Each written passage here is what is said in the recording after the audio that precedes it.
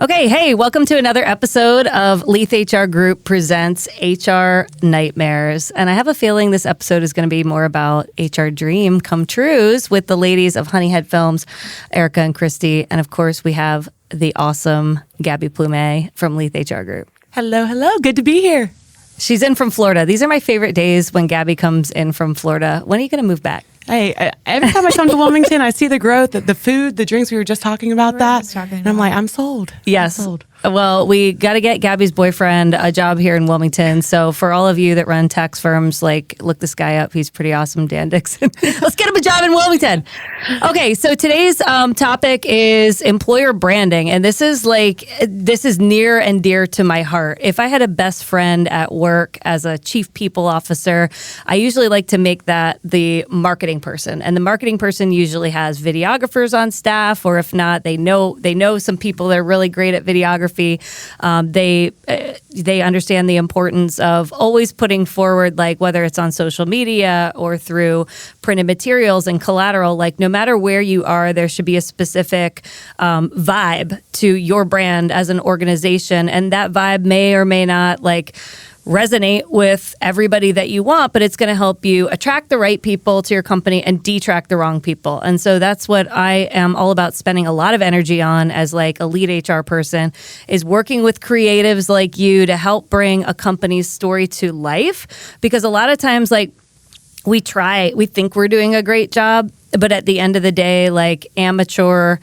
film editing or, Canva goes real far. It goes very, very far. But getting professionals on board to help tell a story is super important. So I want to just, like, kick this off by having you guys introduce yourselves and talk about what you do at Honeyhead Films, and then kind of weave it back to employer branding at the end, if you don't mind. For sure, yeah. So we're Honeyhead Films. We're a female-led boutique production company. We're actually here in the Cargo District. Erika and I founded our company in 2016, and we produced narrative, documentary, and commercial content for all types of clients. And we work with everyone from small businesses locally here to international NPOs. We've gone as far as Sierra Leone. Films. And Erika's a shooter, director, writer, editor, and I'm a producer, AD, writer, and director. And we wear a lot of hats as a company, and we're in the middle of a growth spurt. So we're scaling as well. Anything else to add about the kind of stuff that you're doing, especially, like, on the commercial front? Talk to us about that. Yeah, well, we produce what we call brand films, because we like to incorporate storytelling into pretty much everything that we do. So that's a big part of our brand as a production company. And a lot of times people come to us because they've seen something we've done and they want this thing. They don't even really know how to describe what they want. And what it is it's that feminine eye for storytelling that we have. And it's a softness, it's a narrative touch, and it really allows us in our commercial work to tell a brand or a company's story in an effective way that almost feels like a documentary of their journey and their story to where they are now, whether it's a rebrand, founding a business, or they just want to elevate what is already out there for people and for their client base or their customer base. That's really where we have found our niche in our commercial world. You've probably got a million questions. I'll let you pop in here. Yeah, I mean, running, like, the marketing for Leath HR Group. So, like, and I can tell, like, videos are taking off, right, on social media, showcasing your business, telling your story, like you said. How can businesses, what questions can they ask you as filmmakers to, like, help, like, start thinking about how to create their story? Like, what questions could they prepare?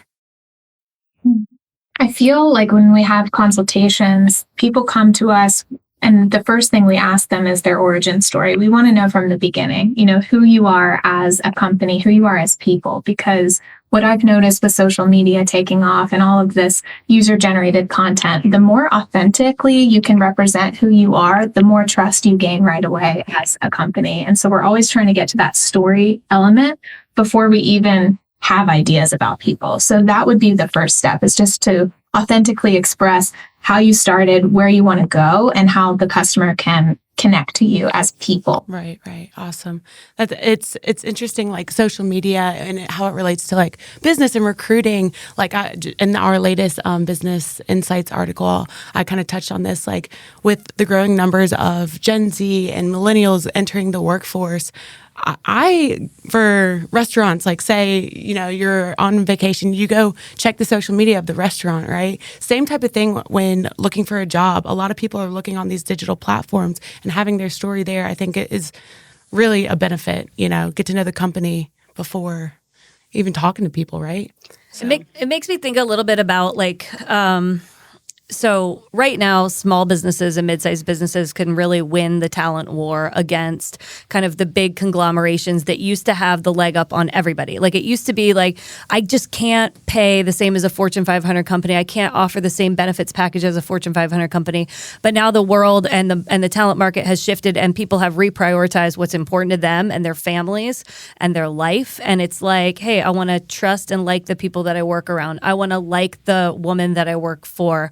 I think my organization stands for something. They are socially responsible and they actually go and clean up a beach. They don't just give money, but they donate their time and they allow me space to go and give time back to something that I personally care about at Coastal Horizons or whatever. And so I think we have this really great opportunity as small and mid-sized businesses to tell that story. Maybe it's through video because that's what's picking up all the likes, right? And so if we tell it through video, what does that kind of setup look like? So we start with the origin story, and then how do I, like if I want to come to you with an outline of a script and get Honeyhead Films to create this employer branding video for me, that's basically like, come to me, come work for me at Vanica. What does that script end up looking like? So we can tell the origin, but also do a little bit of describing of what is it like to work here? Yeah, we oftentimes get customers or clients who come to us and they do have bright ideas and they know how they want their videos to feel. A lot of times we ask for reference videos. What are some videos that you like? And if they give us a list of 3, then we really enjoy the creative part of synthesizing all of those videos and figuring out what are the similar trends in those videos. So what is our client looking for as far as shooting style, as far as how the story is told? Is it through interviews and testimonials? Is it through a voiceover? Is it through, something even more creative than that, that we might need to come up with and be the first to do it, with our clients. So our storytelling can flex, and oftentimes touching on that social media, what we found now, even in the time that we've been producing content, from 2016, 2017 and onward, we've noticed that brands are moving away from this need for one big parent video that goes on a website that's like a 3 to 5 minute story of their brand. And they might still want that, but what we're trying to provide is an interesting and unique way to market your content, which is to produce long form videos that can be broken down and re-edited into these micro stories. So one big story of the brand that then can be partitioned out into micro stories that can be pushed to social media. So finding those ways to work with people on their stories. And a lot of times you were asking about scripting and shot listing and storyboarding. Mm-hmm. A lot of times what we'll do is we'll create a visual with words next to it. If there's a script, it's not usually a traditional narrative script like you would see for a screenplay, mm-hmm. something like that. It's more hyper visual so people can see what they would see on screen and then read what they would hear underneath the video. So trying to help guide people through that visualization process before we get onto set and before we're in production so that all of that isn't happening in post-production. That's awesome. What do you do like with people that get nervous? I absolutely loved. So when Gabbi first started working with me, was it like a year and a half ago, mm-hmm. almost, I think, when you were like interning with Work Talk. But we won an opportunity to do a video with Cucaloris. Like they partner up 10 by 10. Yes. And Tori worked on it. Yes. I saw it. Yeah, it's awesome. And it was great. And they did an amazing job. But when you put somebody, and Gabbi was awesome. And this is what I love about Gabbi is she went out and started like researching how to be an actress, okay, and be comfortable in front of. And I just thought that was like the most adorable thing that ever happened. Anyway, she did a great job. I was super glad I didn't have to be in front of the camera. But like, what do you do with your average Joe Schmo that works for corporate America, and then you put them in front of a camera and they're just like frozen. They don't remember what they were supposed to say, how they were supposed to act, and you're having to do a million takes. Like, how do you put people at ease? What's your kind of technique there? We generally try to avoid a script as the first step. If people are really insistent on it, I'll get to that later, directing people that are not insistent on the script. But usually when we're pulling a story out of people, what we found is effective is when they forget that they're on camera. So they start to loosen up and open up. It's almost like a podcast. You get 5 minutes in and then it gets juicy. Yeah. Right? Your customers and your clients want to connect with the truth of who you are. And so we set up interviews. Erika's behind the camera and we have them look directly at me. And we try to get them to forget that it's even there at all. And I lock eyes with them and we just start talking. We have a conversation. And I'll ask a bunch of bogus questions at the top to get all their jitters out. And then once they're starting to share and they forget a little bit, I'll pepper in some harder questions. A lot of times they stumble with their words and they have ums and things, but we just assure them at the beginning, the magic of editing is everything. And we're probably going to use 4 seconds of your face. And this is going to become the voiceover for your whole project. We're never going to make you sound stupid. We're professionals and you've got to trust us. And they can kind of relax. And we also have a really feminine way of taking care of our clients. A lot of women hire us too. And we help with hair and we help with makeup and, picking out their wardrobe and making sure that they feel like they look and present their best. And we don't leave a lot of unknowns to them for them to figure it out. So they come with various levels of questions and we're always there to support how you feel, because if you don't like being on camera to begin with, you're going to kind of hate the process and we really want you to enjoy it. That's awesome. I can attest. Sorry. I can attest to that. When we had our headshots done, Erika was like, okay, you look great. Let me just fix that. And I felt like being in front of a camera, it's nerve wracking sometimes. And you just really helped. So I can attest to that. Well, and she had the best headshot. So thanks for fixing her hair. She looks like Kristi Brinkley. So I'm glad you like it. I often find photographing people that I'll sometimes turn my shutter down. So it's really and it depends on the person. I can tell usually right away if someone is the type of person who wants to hear the shutter of the camera so they know a photo's happening. Who doesn't want to because it makes them nervous. And I'll just start firing away. And usually if there are people around, I'm like, and the smile is feeling artificial or forced, I'm like, who can make this person laugh? Because that's what we're looking for are those moments where someone doesn't even realize they're on camera. And how that translates to video is really the conversation piece and getting people to talk to you and almost go unscripted. And usually what I'm doing behind the camera is listening and editing in my head. So I'm listening to what someone is saying.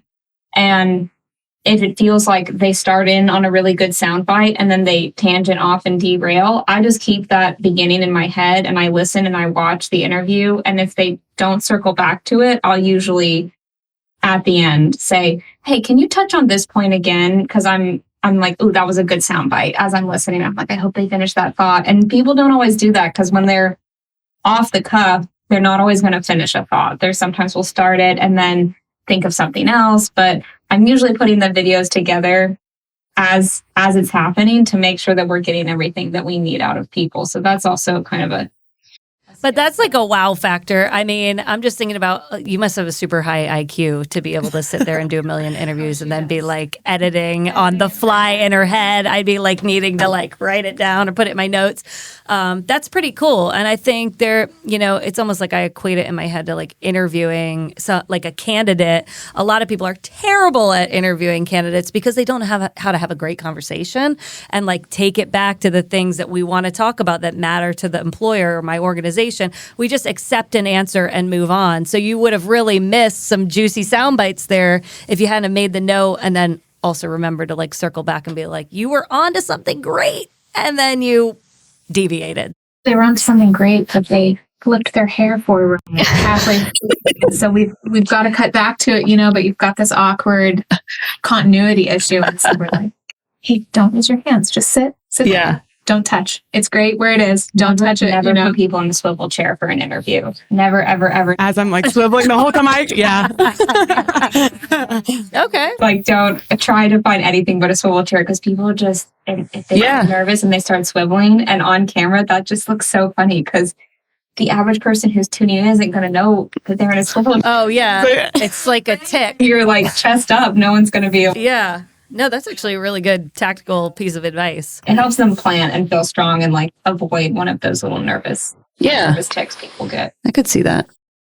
It's so cool, everything that you guys do. And you guys really do it all. Like, just hearing all the pieces. Do you guys both work on all projects together? Is that normally how it goes? Yeah. Yeah, I would say for the most part, we collaborate on everything.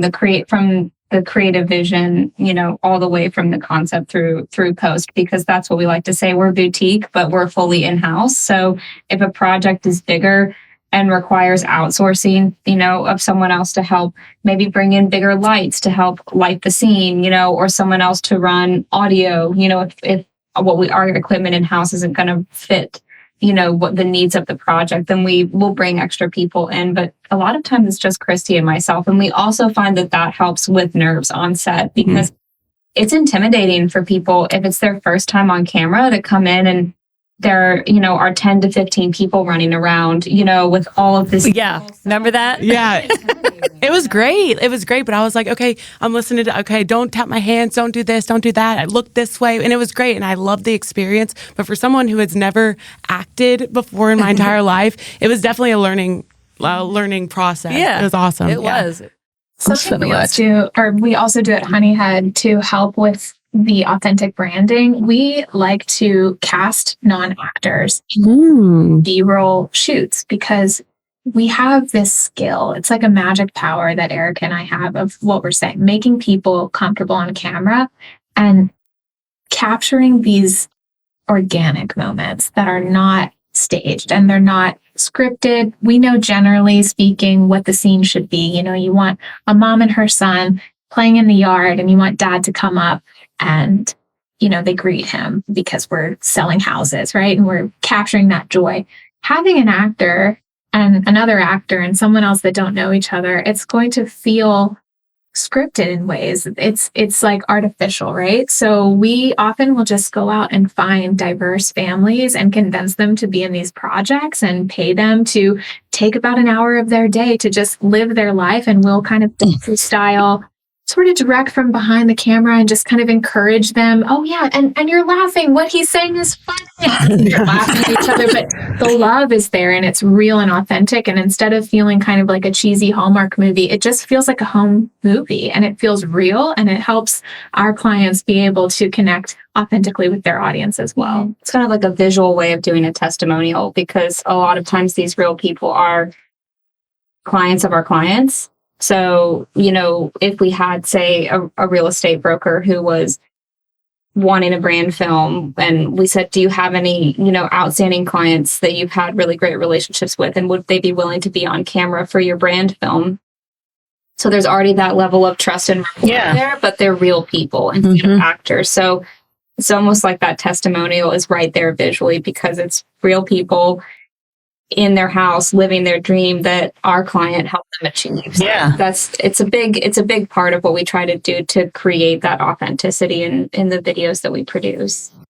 So even if let's say I'm a small business and I can't maybe afford a professional film crew just yet, I would completely agree with you that like real people see right through it. Like I'm going to scroll right past the canned. A lot of people pay these like robots to pump out social media posts, and like we all scroll like right past them. I'm not answering your quiz with an Adobe stock photo, but I am engaging with like Gabbi sitting in front of a Zoom screen and just recording herself and looking happy, talking about all the jobs we're hiring for. Like, that's interesting to me. She looks like a real person and she's pretty nice and she's got a good spiel here. And I'm engaging with that. But like, if we could give any advice to small businesses, like when you put out an ad, don't just use your job description and like a bunch of bullets about roles and responsibilities. Try to make it interesting and talk about how this role interacts with colleagues on the team and how it impacts kind of the greater vision and mission of the company, what the team that you're going to be working with, the clients you're going to be working with, like what they're like as human beings, what those relationships look like, and then don't throw an Adobe stock photo on it. We got to use them every once in a while, right, for presentations and stuff. But like, go grab, first of all, invest in like a pseudo nice camera or get an iPhone 13 Pro or whatever you can afford. But like, go take a real nice photo of somebody in nice lighting that actually works at your company and put it on your stuff. Spend half a day and just go around the office and snap some photos. And Google wants that. They want updated photos of the interior of your office. What does it look like? And they want to know. People want to know before they even invest the time to drive down there or to give you a call. They can smell it a mile away.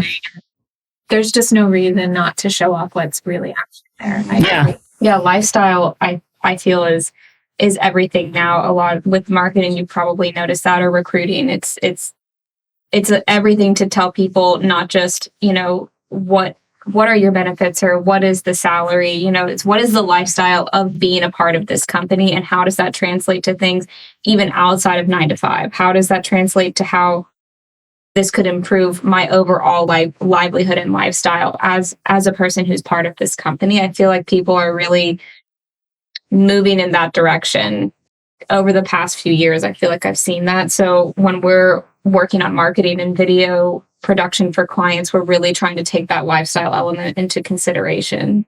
Yeah, what's your company culture? Yeah. How does that impact For people's work-life balance? Those kind of things are really important as well. And things that you should be proud of if you have good company culture. Real people. And also, if I have a shitty company culture, I'm probably not calling people like you. So, let's see. What is your favorite brand? Like, have you seen like a commercial recently, or like advertisement on LinkedIn or Instagram or something? Like, what's your favorite brand right now? That's a good question. I'm terrible. I don't have a TV. Oh my God. About advertising. I watch nothing. This is amazing. It's very strange. Favorite brand?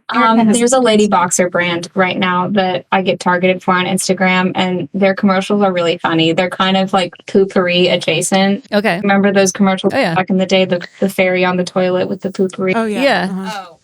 It's called Lady Boxer? Yeah. It's a lady. I need to remember the name of the brand, but they're like boxers for women. Okay. Yeah. Okay. I'm obsessed with her. Yeah. It's like a comp. I love comedy, things that are really self-aware, comedic advertising that can happen in like 15 seconds. I'm like, I'll just watch the ad to be impressed by the ad. I'm like, that's creative. She's talking about like camel toes and things like Yeah. that. Yeah. Obviously, it's only women watching because they're so smart and the robots know. Yeah. I have seen that on Well, my the robots Instagram. now know. The robots are listening here. So we're all going to get the ads now. So we'll be able to. Yeah, you'll enjoy it. We'll at know. lunch. I appreciate that. And I always appreciate some cinematic branding too, something.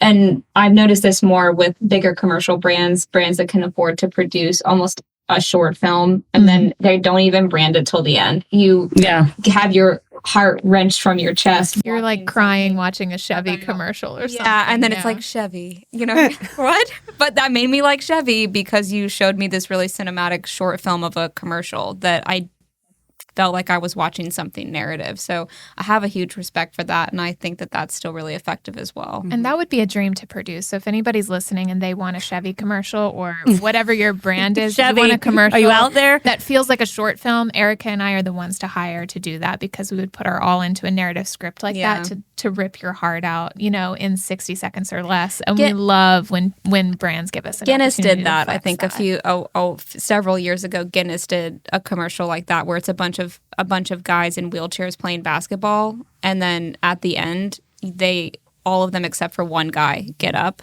So it's like all of these, I just got goosebumps. Yeah. So like and it's just like Guinness tonight. Yeah, and you're like, exactly, right? So you're like, I love that. That's a great concept. It was all visual, and it told the whole story of all of these people coming together in community to support this one person who needed to be, in a wheelchair in order to be mobile. So I just loved that. And I was like, man, that was so clever. That was creative. It was heartfelt. And it made me want to go drink a Guinness, of all things. It did its job. I don't even like Guinness, but I would definitely drink it. What's your favorite brand?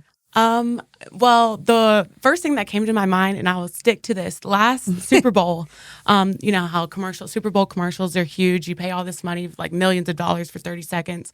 Well, I thought it was so clever, and I can't think of the brand right now. It's but a Bitcoin type thing. Yeah, it was a Bitcoin type thing. They just had a blank screen. And they said, well, there's two. The blank screen with the QR code that just kind of popped. I don't know if you guys remember that, but it bounced around. And you're like, oh, what is that? And you kind of have to scan the code to figure it out. And now, Bitcoin has your IP or right. They IP know where address. you are. They know where you're interested in QR codes. But the other one is it was just a blank. Hey, this is your bathroom break, because you're not going to the bathroom on commercials like normal.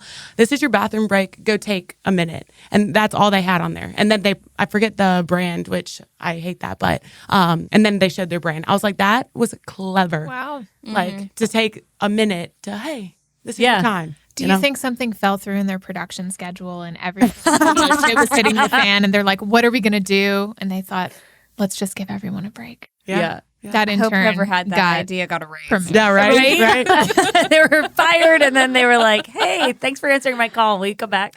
What's yours? Well, I love, so like, I was just thinking about, last night there was a couple of Lay's commercials. I don't eat potato chips, but I was like, I would go buy Lay's because Paul Rudd and, what's his face? Oh my God, Seth Rogen are like now they're dressed up in like tuxedos and they're sitting together, like reminiscing about all these silly, funny times they had together. And of course, who doesn't love both of these guys so much? They're like, the golden times. And then they're like this with the bag. It's like shameless plug for like a product, but sometimes just, again, back to comedic, shameless plugs. I loved that commercial last night. I was laughing. Isn't it amazing how chip bags and commercials look not real, as if someone took an X-Acto blade and in an effort to cut the perfect line across the open chip bag? I'm always astounded. I'm like, who did that production design and styled that food? That's amazing. That's a lot of people's jobs. Yeah. They put like glue and gloss and glaze on things and none of it's real and edible, and it's a whole thing.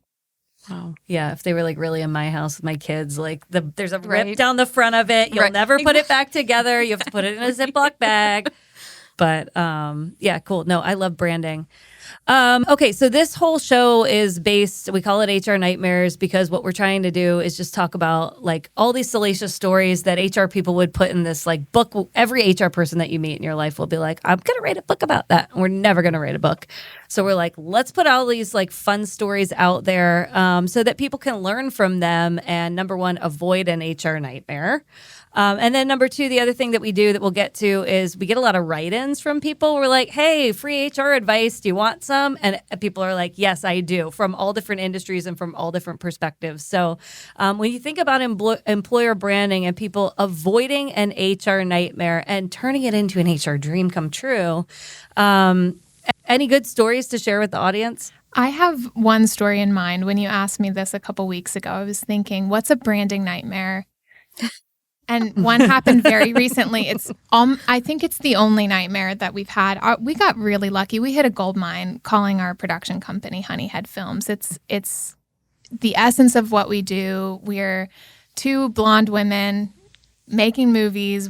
People call us the honeys around here, and there's the hive, and our interns are the bees and the things and the queen bee and all of everything you could ever dream of. We didn't have any foresight to say this is a great name. We just picked it. It's the only name ever. Alliteration. That was it. End of day. Boom. One name.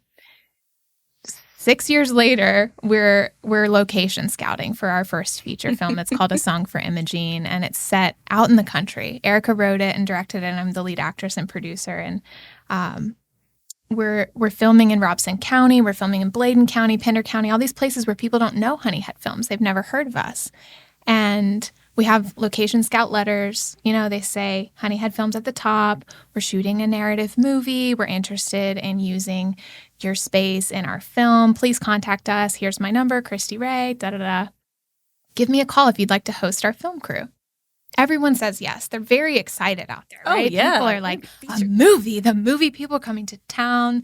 They're so stoked. Really. Especially Robeson Oh County. my goodness. It was like they laid out the red carpet for us. We're in this little bitty part of Robeson County called St. Paul's, and it was getting down to the wire. We had a couple key locations. Erika wrote a grocery store into one of the scenes, and we fell in love with this ancient Piggly Wiggly. It hadn't been renovated. It looks like a time capsule. You step inside. That and is amazing. It's got like the low slung meat counter and the funny stripe that like goes around the whole store and the old freezers and just everything. I mean, the people, you walk in and it's like they've never had a movie film here.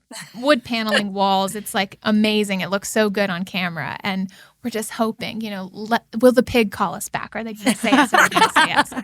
And I think we're about 3 weeks out from production. We're sitting in a meeting with our assistant, Sam, and I have the guy's number. As we scouted like a year ago, and then we finally got financing, and we're here. I have the guy's number saved in my phone, and it's Dale. Dale with a Y from the pig. He's calling me. Dale Piggly Wiggly on my phone. I say, I need to take this. So I'm in the meeting, but I answer the phone. I don't know if I had him on speaker. You did not, because I wanted to tangent before you told the whole story and say that Kristi's face throughout this entire phone call was so funny. I'm sitting there watching her, from me to where Gabby is, and she's just like, no, sir, no, no, that, and she starts to tell the story of the film, like she heard something from him, and then she starts to give this log line that sounded very, it's a Southern film, it's about two sisters, and she like started telling the whole plot of this movie. And I was like, why is she telling the manager of the Piggly Wiggly the whole plot? I mean, I suppose maybe he wanted to make sure it was appropriate, or it wasn't R, or there wasn't, that sometimes is what people ask us. They say, well, we don't want anything, with language or things like that. So I was like, surely that's what she's doing. So she gets off the phone. They're like closed on Sundays. Yeah. It's like a religious company. So it's like a religious brand. Yeah, so it must be that. But Kristi gets off the phone, and I'll let her finish the story. Well, my conversation with Dale with a Y, and I hope he's not listening. Love you dearly. Well, I just wanted to know what kind of film it was that you were going to bring all these people in here to shoot. And I was like, it's a Southern drama. Well, with a name like Honeyhead Films, you really just can't tell, You never know these days what kind of movies people are trying to shoot in the meat counter. And I realized he thinks we're making an adult film because our company is called Honeyhead Films, and I literally have never encountered someone who would put that together like that, because they know us and they've heard, or you look us up and you just know, but he probably doesn't use the internet, and that's he just probably true. Wasn't sure and wanted to check his boxes and make sure we weren't trying to shoot a pornographic scene in the Piggly Wiggly. And I lost it after the phone call, but I assured him that everything went well. They welcomed us with open arms, and they were wonderful, and he just needed to check that box to get approval. Well, when we watch A Song for Imogene, we are going to look for the part where she's in Piggly Wiggly. Yep. The meat counter attendant, man, he's I there. had never thought, because people always say, oh, we love Honeyhead, tell us where that came from. We love the alliteration, the branding, the bees, the honey, everything that goes with it. Never have we ever encountered that. So it's just so funny. I was like, I've never thought about that as part of the brand name. So be careful when you're choosing your company name.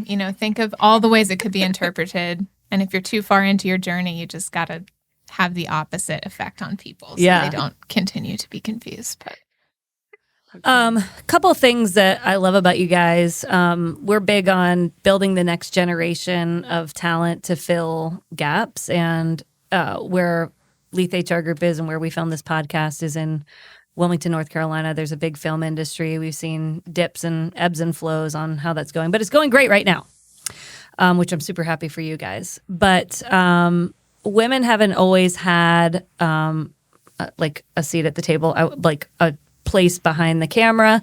They've not always had access to financing, nor do you have a lot of female financiers. So tell us a little bit about how you're changing the film production model and building the talent pipeline in film with other females.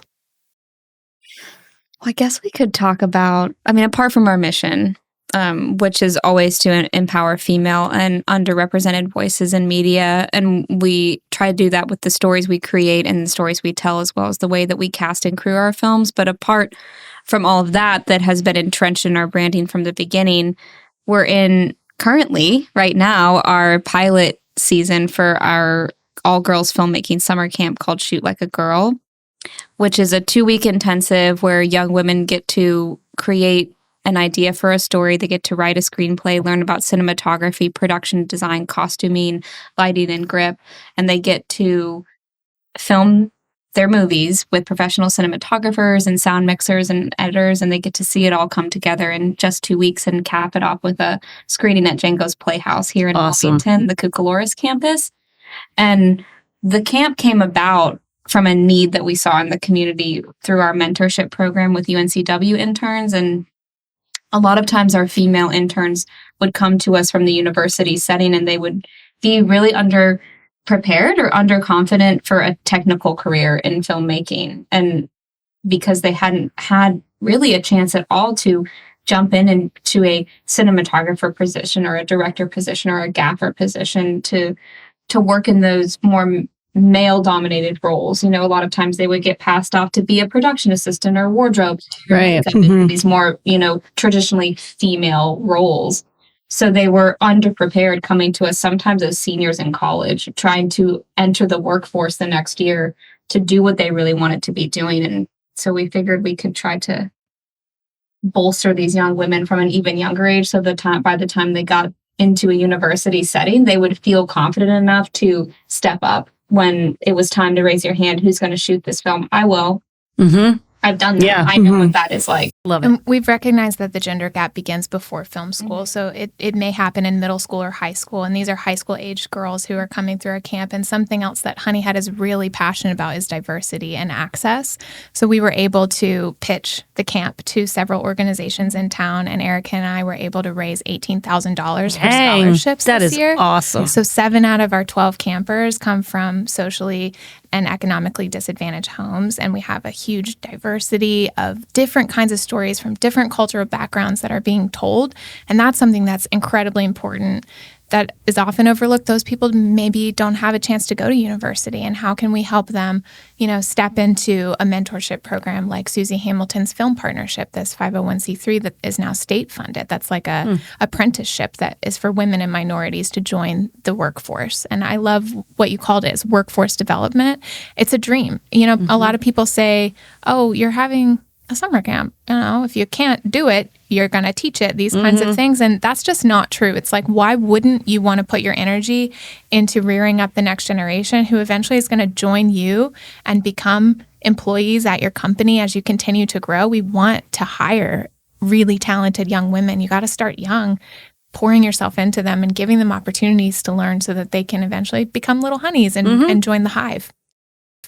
But to be honest, I could see as you guys grow, I know it's your pilot summer. How many kids do you have? 12. 12 high school girls, many from disadvantaged households, getting sponsorships. But even as you grow over the years, I hope film people from other communities, save the money, come to Wilmington, get in an Airbnb for 2 weeks and send your high school girl to this camp, because this is something unique that you guys are offering from a talent pipeline standpoint. I think it's amazing for the film industry, and you guys should be getting big kudos from communities beyond Wilmington. So thanks for doing that. I can't wait till my kids are in high school. We're excited too. What else do we want to ask them? Do you guys have a favorite platform for business and storytelling and just videos in general? Obviously, you guys are familiar with that. A favorite platform. I don't know if you guys know, I'm trying to become TikTok famous for Leath HR Group.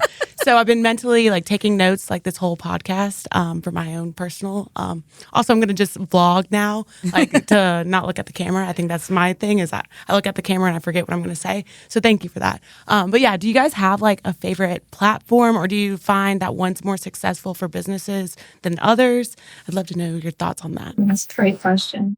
My perspective with social media is knowing your audience and pouring yourself into where they are. Where do they like to hang out?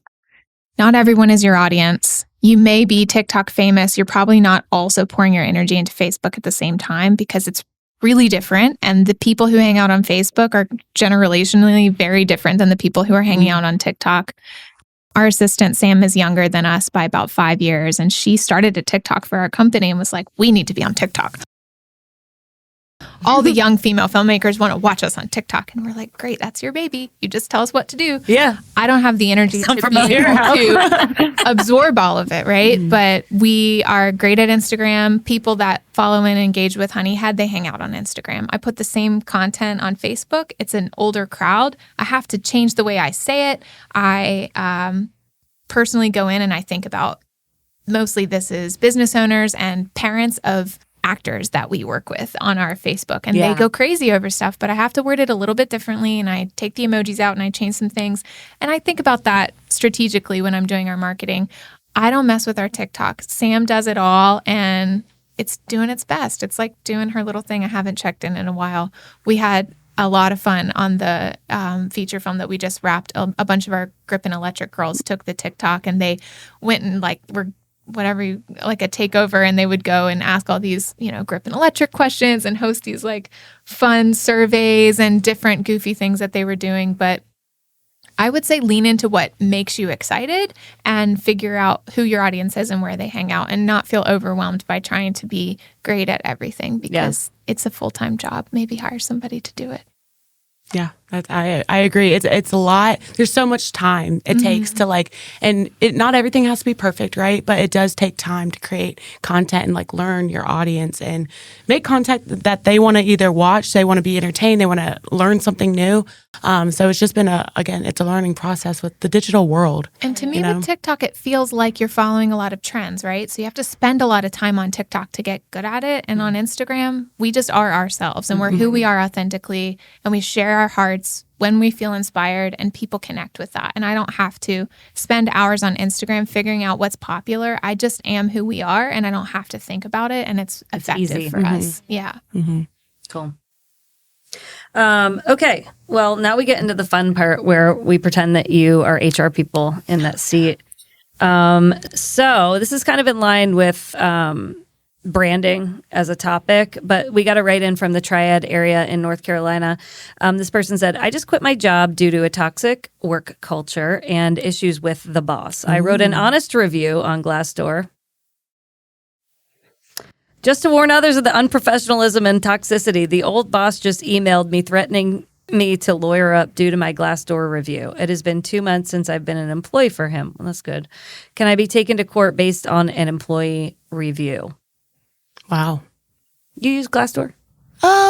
Here and there. In the beginning, I did, but I'm not on it regularly now. Obviously, I'm happy at my job. I like my job. So. That's right. That's a good 5 stars. Have you guys heard of Glassdoor? Are you familiar with it? I'm familiar with it. Okay. I'm familiar with that, and Indeed, I think we're the two job platforms. I lived in Denver for about a year while we were also building our company in tandem with that, and so I was doing some freelance work. So I would often just peruse around for if people were looking. This was kind of before Upwork was on the scene, where you could get more. That was more contractor friendly, where people would just need a one-off job, and you could build a rapport with them and work through that platform, so everyone felt safe, and you knew you weren't gonna get scammed. Yeah. That way. So, but I never really used Glassdoor that much. But I feel like it's Indeed adjacent. Yeah. Glassdoor is definitely kind of the leading website that job seekers can go to educate themselves on a company's pay, culture, leadership. There's all kinds of reviews out there. In order to post an employer review, you have to be a verified real person. So that's kind of nice as a job seeker to educate yourself. If the CEO has 1 out of 5 stars from 56 people, I'm probably not going to be interested in working there. If the whole company has 2 stars from 1 review, okay, I don't put a lot of weight in that. But I would say in this particular situation, number one, unless you said something that is violating some kind of intellectual property agreement or some handbook that you signed, if you're just talking in general about the culture and giving your opinion on it, that's your right to do. And there's no way, that's the whole like mantra of Glassdoor is like give an honest review about the culture of a company. So no, you're not. You're not going to get in. You can't like get in criminal trouble for giving an honest review unless you're revealing secrets that you said you were not going to reveal. But it sounds like that guy's kind of a jerk, and it's probably good that you left. I feel bad for all the rest of the people that are there because it seems like he's trolling Glassdoor, and I've worked with and for people over the last 20 years that are just like so obsessed with someone talking bad about them. It's like that 1980s like management style where they're like looking out the window at 7:59 to see who's like coming in late and why aren't you in the lab and seeing the women who are going to pick their kids up before 6:00 because that's when daycare closes. So that's the kind of person that's probably trolling Glassdoor and reading your review, and they're just kind of an angry individual that's like not happy with themselves. Probably there's way deeper issues, I bet. So I would say ignore it. Don't respond to that person. If you get like an actual lawyer's letter, you should definitely probably send it to your own lawyer. Go find one. But I highly doubt that any reasonable lawyer would ever spend the money or the time to send you a letter saying, get this review off Glassdoor. If you're simply talking about culture, this dude is going down in flames at some point in his career. So I'm glad you're away from him. Probably right now. And he's right.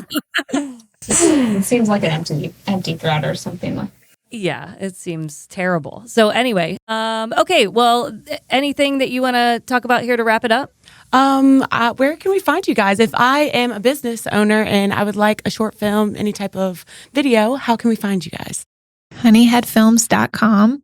We're also on Instagram and Facebook and TikTok at Honeyhead Films on all platforms. Awesome.